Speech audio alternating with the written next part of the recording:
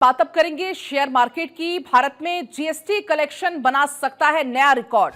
भारत में record income tax return file होने की संभावना है। ऑस्ट्रेलिया का मिनरल आउटपुट बढ़ा है, तो ये जानकारी आप तक हम पहुंचा रहे हैं।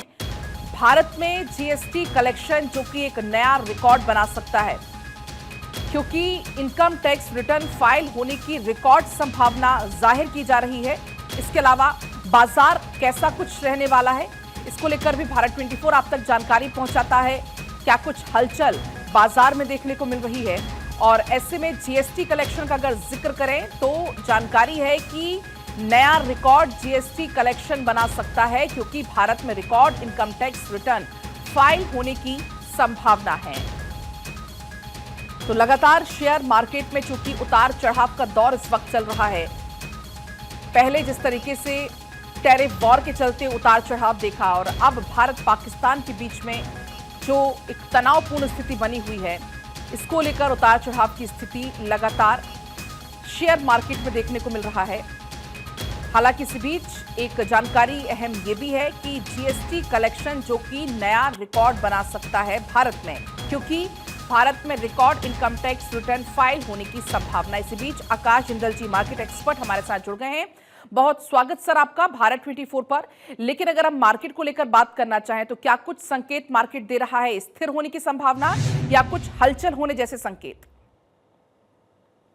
जी देखिए, हिंदुस्तान की इकोनॉमी बहुत बहुत स्ट्रांग चल रही है।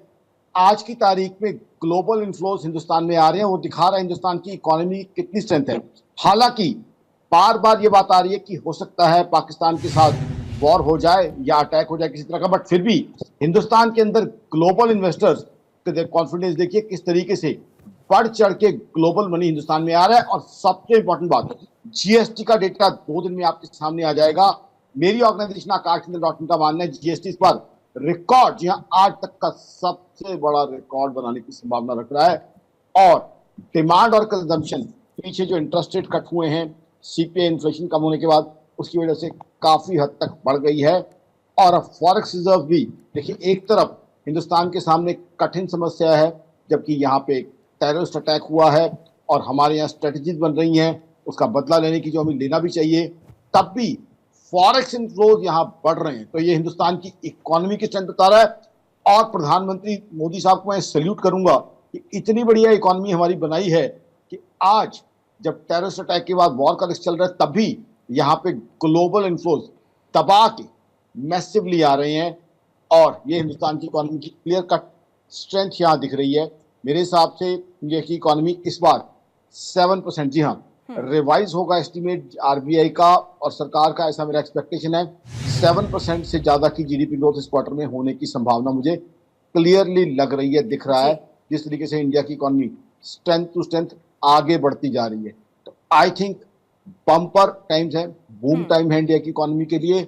और ग्लोबल इन्वेस्टर्स का रिस्पांस दबा के मिलने की संभावना है, क्योंकि चाइना में अब ग्लोबल इन्वेस्टर नहीं जा रहा। तो भारत चाइना में संकेत आकाश जी इसको कह सकते हैं। फिलहाल बहुत शुक्रिया पूरी जानकारी और बातचीत के लिए।